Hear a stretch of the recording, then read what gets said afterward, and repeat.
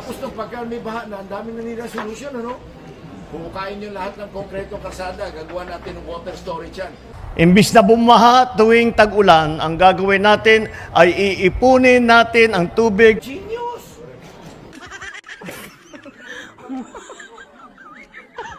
But it will cost the taxpayer billions and billions of corruption. Genius!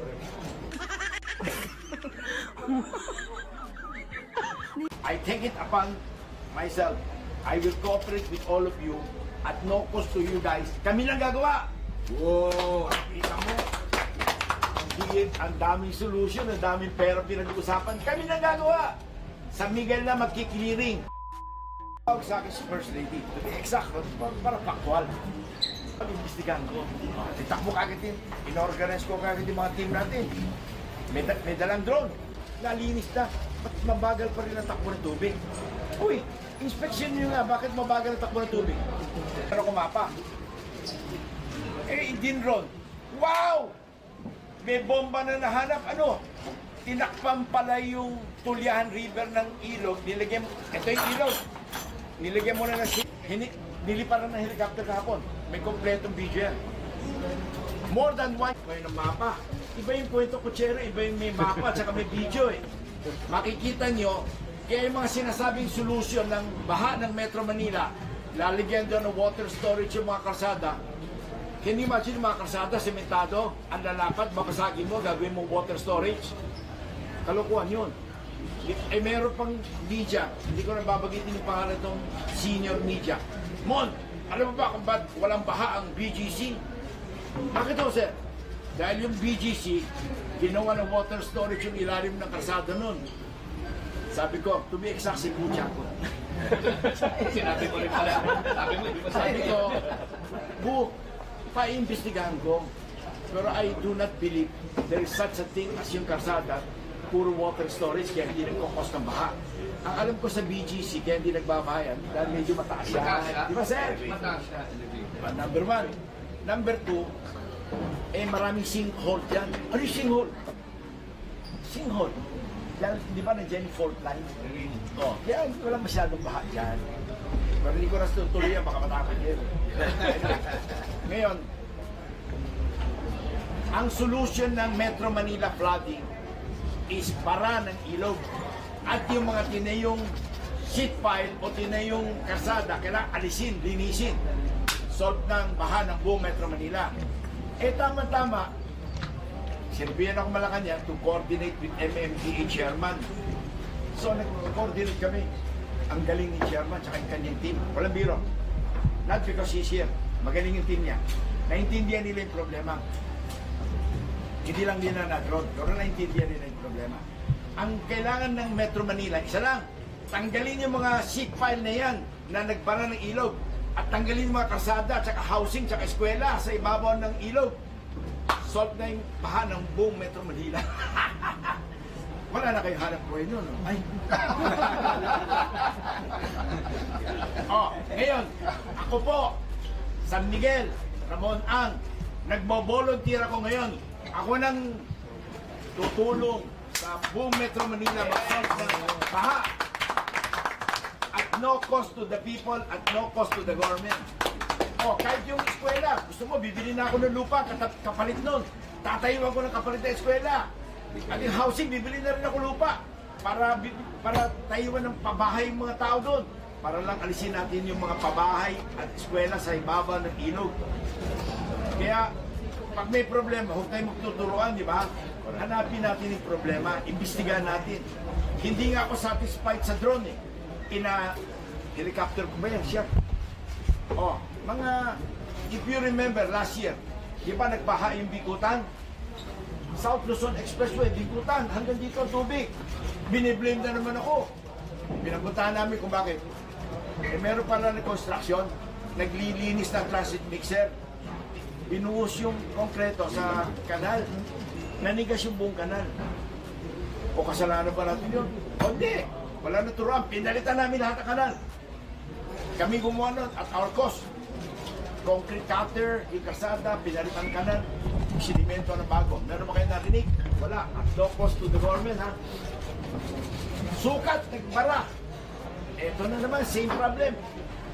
Biniyak namin, pinalitan ng bagong kanal. O last week, nagbaha yung Alabang. Kinraise namin kagad. Meron palang nagkamali na naman, nag-seat file sa ilog, outflow to Laguna Bay. O, sinumbong namin kagad kay Mayor Biason. Action kagad si Mayor Biason. O, di wala na baha ang Alabang. O, nakakita niyo yung Southwood. Nagbabaha. Barado pa rin mga ilog. Nakita niyo yung Alaska area, San Pedro, Laguna. 50 years na po nagbabaha yan. Eh, lahat ng Public Works Secretary, ang solution is tambakan daw yung South Luzon Expressway. Anong ginawa ng San Miguel? Madali lang po, nilinis lang yung ilog ng San Pedro at San Isidro. Magic, wala nang baha. O so bakit kayo nag-iisip lagi ng kung ano-anong nuclear solution? Samantala pwede naman simple lang. Linisin lang natin yung ilog. Tsaka yung mga ilog na yan, may easement po yan. Alam mo kung anong ginagawa? Tinatayuan ng bahay. Kaya kailangan isabatas yan na bawal magtayo on the river easement. At of course, crime yung magtayo sa ibabaw ng river. Yun lang ang kailangan.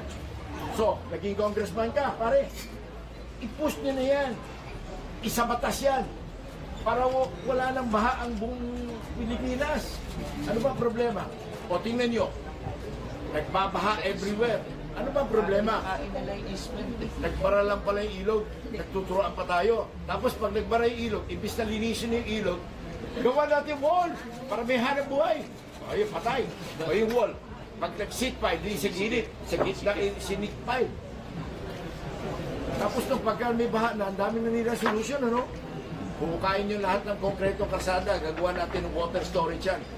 Eh, ilang minuto kaya mo i-store doon sa ilalim ng kalsada? Baka 1 hour, baka wala po kang 30 minutes. But it will cost the taxpayer billions and billions of corruption.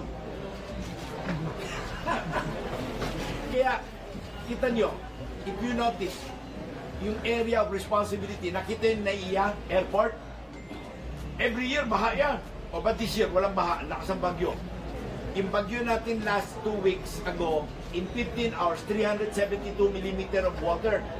Equivalent yan sa 24 hours of Undoy na 454, ha? So in short, bagyo na iya, walang baha. Kasi nilinis natin yung mga ilog. Ngayon yung mga ilog natin, linisin pa natin gusto. Ito pa ang problema. May mga genius nagtayo ng pumping station sa gitna ng ilog.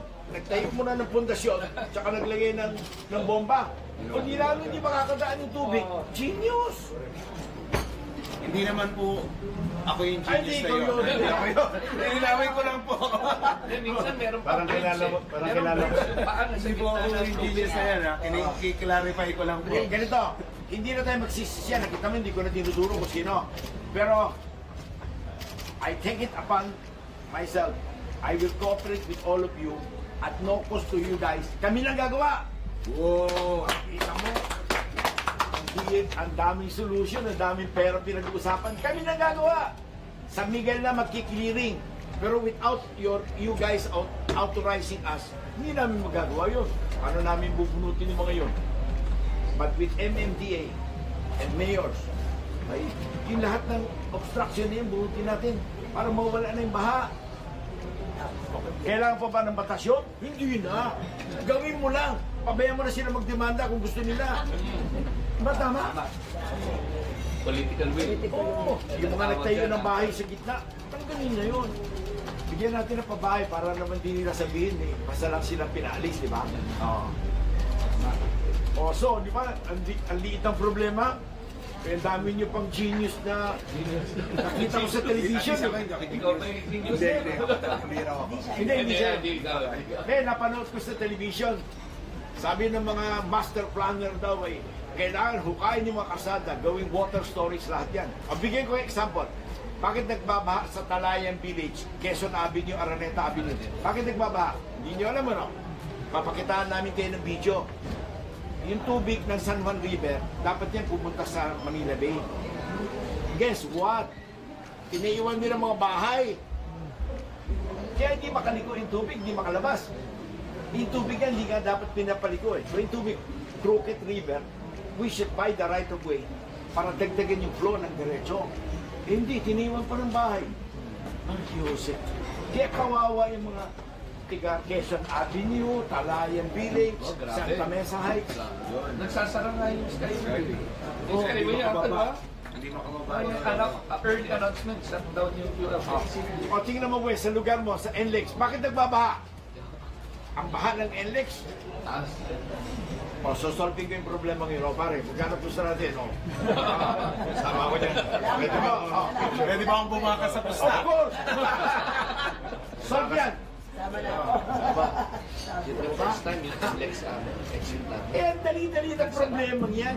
Pinapahirap pa. Ang dami pang kwento kutsero, di ba? Eh, magkano isang taon ng flood control natin? Ilang billion? This year po sa DB 34 billion for NCR. Hindi. Mali yung video. Hindi, sa NCR. NCR yun. Buong Pilipinas. Yung Pilipinas, magkano? Mga 800. Congressman ka eh. 500 500 ano? billion. Billion! My God! Nilinis natin yung buong Pasig River. Kasama na yung cost ng heavy equipment, 2 billion. 2 billion piso. Kasama na yung heavy equipment ng backhoe, barge, tugboat, lahat na, kasama na. 2 billion piso. Nalinis yung buong Pasig River. Sa Intulyahan sa amin. Tapos na sila eh. So, mga bossing, pagtulungan natin to. Ako ang worker niyo. But of course, with your authority, allowing us to go down and remove all this obstruction. Solve yung bahan niya.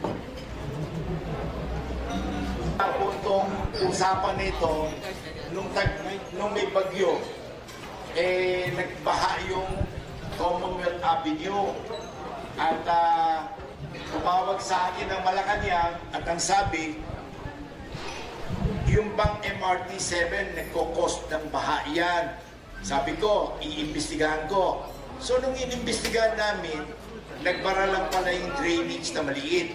So ano kailangan? Palakihin yung drainage ng Commonwealth Avenue, not MRT-7. Ngayon po, bakit mabagal pa rin ang takbo ng tubig? So, hinanap namin, di-drone shot namin, yung palahog Tulyan River na main drainage ng Lamesa Dam na papunta yung tubig sa Manila Bay, nataiwan pala ng karsada, more than 1 kilometers. At napaliit yung ilog at tinaiwan ng housing at nataiwan pa ng eskwela. Kaya pala every year nagbabaha ang Quezon City. Kaya isi-share. Ngayon, nung nag-usap-usap kami ni Chairman, sabi ni Chairman nung isang araw, last Tuesday ata kami nag-usap eh. Sabi niya, Ramon, tumulong ka na para i-clear natin yung mga ilog na yan. Opo, Chairman, tutulong po ako. Kanya lang, hindi ko naman magagawa yan without government's authority to allow us to go down to clear the rivers and creeks. Sabi niya, madali yan. Chairman, madali. Sabi niya, imbitahin natin yung mga mayors ng Metro Manila kung saan yung may mga baha para mapakita sa kanila yung problema para madali natin magawa ng solusyon. Kanya po tayo nandito ngayong araw nito.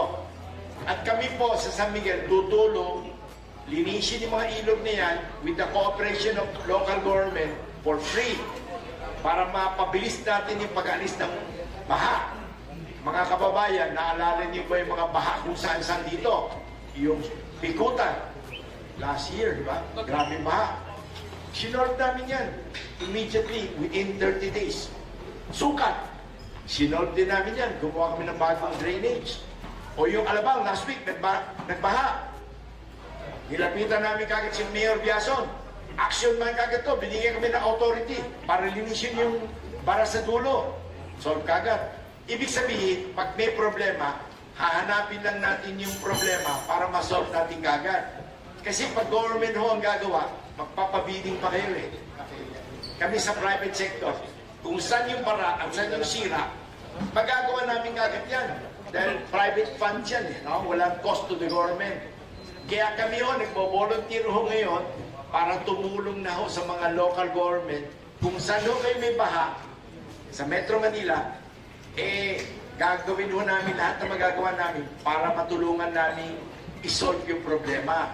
Ngayon po, meron ho kami presentation dito to show you the problem. After that ho, magkakaroon ng open forum para baka meron kayong gusto itanong sa mga magkikiting nating mayor dito, tsaka kay Chairman Artis. Salamat po.